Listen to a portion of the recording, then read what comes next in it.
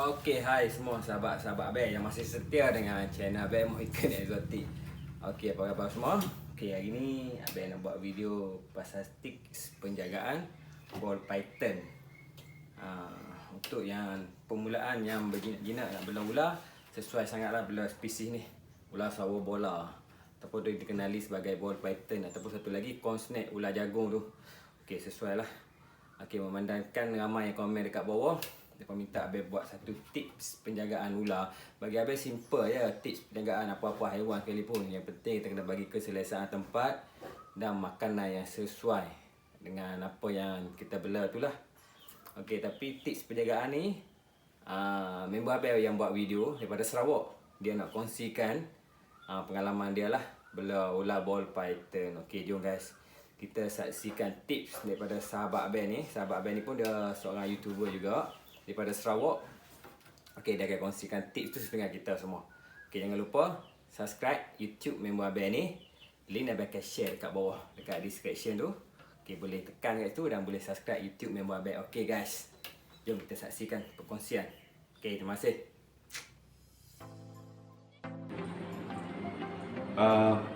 Okey, untuk peminat Abel dan saya pun salah seorang peminat Abel juga. So hari ini saya nak berkongsikan dengan sahabat-sahabat semua ialah ular kata ball python, dan mereka ni tergolong dalam spesies jenis ular sawo juga. Cuma bezanya adalah ular ball python ni kecil dan panjang, kalau dewasa dia dalam sekitar 1 meter 4, lebih kurang dalam 1 meter lah. Dan kepada sahabat-sahabat semua yang nak meminati reptilia seperti ular sawo, saya rasa ini adalah ular yang sangat sesuai lah untuk sahabat-sahabat yang ingin memulakan hobi sahabat semua dengan python. Dan ular ni asalnya daripada Afrika Barat. So ini masih anak lagi lah, belum sampai setahun lagi, dan baru hatching atau menetas pada 2021. Yes, 2021. Okay, sahabat-sahabat boleh tengok lah, masih anak lagi, dan memang sesuai untuk pemula dan pecinta ular lah. Dan ini memang ular beginner untuk sahabat-sahabat semua. Boleh tengok.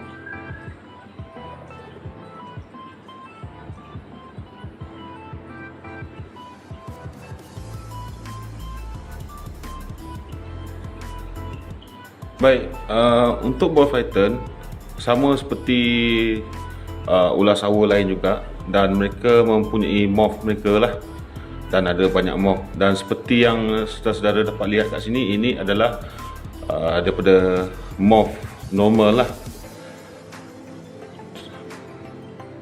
Alright, memang cantik. Sebab apa saya pilih morph yang normal?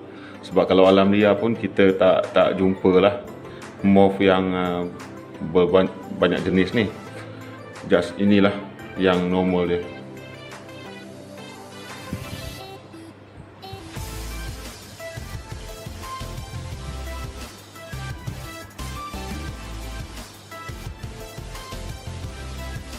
Okey, seperti mana yang kita tahulah, ular sawo ni ada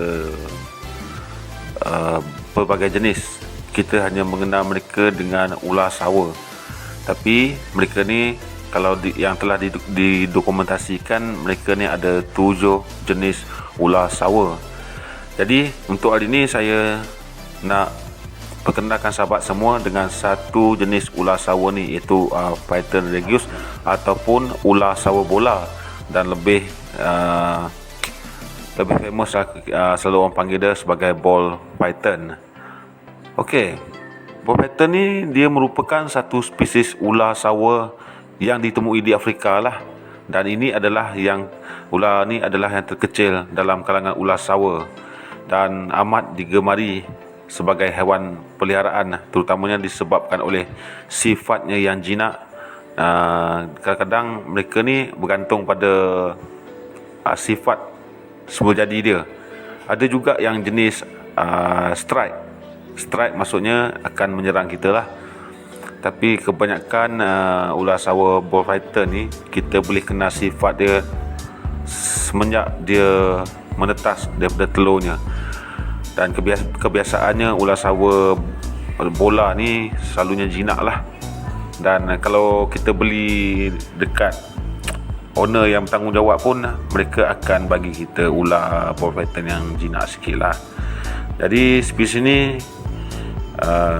tidak dibagikan kepada subspesies lah. Jadi ular ini diberikan julukan ular Sawa bola, sempena kecenderungannya untuk membelit dirinya menjadi bola apabila tertekan ataupun dia takut, dan sebagai defend dia lah.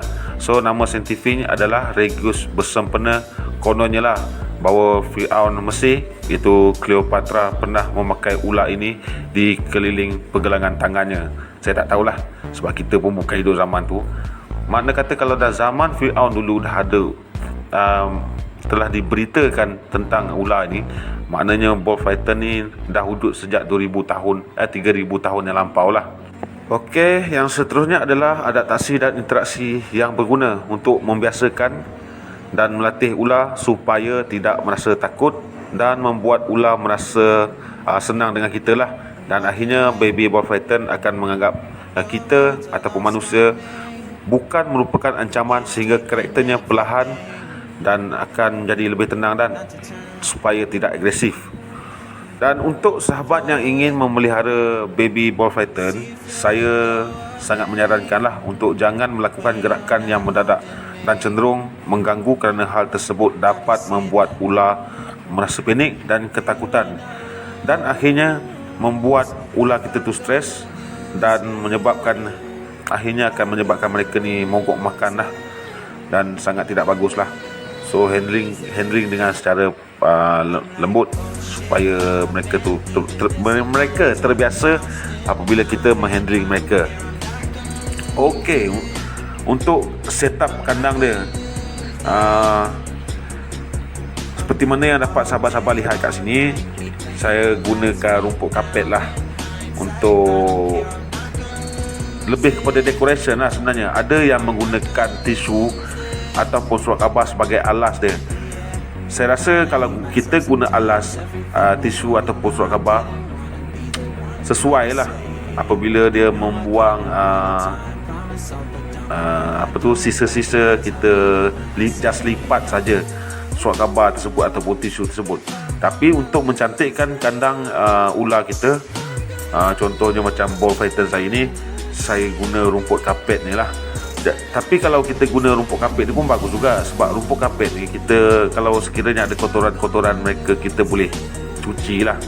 Dan tak kisah kalau kandang rumput kapet tersebut kita letak balik, tak payah kering pun tak apa, sebab mereka memang memerlukan kelembapan untuk enclosure dia ataupun sangkar dia lah. Seperti mana yang sahabat-sahabat lihat di sini, saya menggunakan Tupperware sedang lah, sesuai dengan saiz dia. Dan mereka ni tak perlu pun cave sebenarnya, itu gua untuk dia menyorok. Sebabnya cukuplah kita letak dalam Tupperware ni. Macam saya letak lah, sebab seperti mana yang saya cakap tadi, more ke decoration lah sebenarnya. Jadi kalau kita tak letak tempat untuk dia menorok pun tak ada masalah juga. Sebabnya yang penting tempat kita menyimpan mereka ni gelap dan tak ada masalah lah. Dan ada juga pendapat-pendapat yang mengatakan menggunakan tempat wadah yang besar lah maksudnya. Tapi macam bullfighter, mereka tak perlu tempat yang besar sebenarnya. Kalau kita lihat dekat alam liar dia, mereka ni duduk dalam lubang saja, dan mereka ni, pergerakan mereka ni tak macam ular Sawa yang lain, sebab dia stay dalam lubang tu saja dan berpindah apabila tempat mereka diami tu telah diganggu oleh manusia lah ataupun haiwan-haiwan lain. Dan mereka ni amat jarang bergerak lah. Saya rasa setakat ni sajalah perkongsian saya buat sahabat-sahabat semua. Jadi saya harap apa yang saya share ni dapat memberi manfaat kepada sahabat-sahabat semua yang ingin membela ball python sebagai ular peliharaan. Ini untuk starting. Apabila kita start dengan ball python, barulah kita pergi ke ular lain pula. Macam itulah maksud saya. Okey, setakat ni saja perkongsian saya buat sahabat-sahabat semua. Harap bermanfaat buat sahabat semua. Okey, terima kasih. Salam sejahtera. Baik, setakat ni perkongsian kita tentang ball python lah, ataupun lebih dikenali sebagai Regius python ataupun python Regius terbalik kan. Jadi mereka adalah daripada genus Regius, dan kita setakat ni yang telah didokumentasikan adalah ada 7 spesies ular sawa yang telah direkodkan. Dan untuk pilihan saya untuk beginner, saya rasa kalau sahabat-sahabat sana yang mencintai ular, khasnya ular sawa, saya showkan sahabat-sahabat semua boleh ambil ball python untuk dijadikan haiwan peliharaan ataupun untuk sebagai pemula kita lah, untuk memula ular ni, iaitu lebih-lebih lagi ular sawa. So itulah sedikit yang telah saya kongsikan dengan sahabat-sahabat semua. Setakat tu sajalah. Okey, salam sejahtera.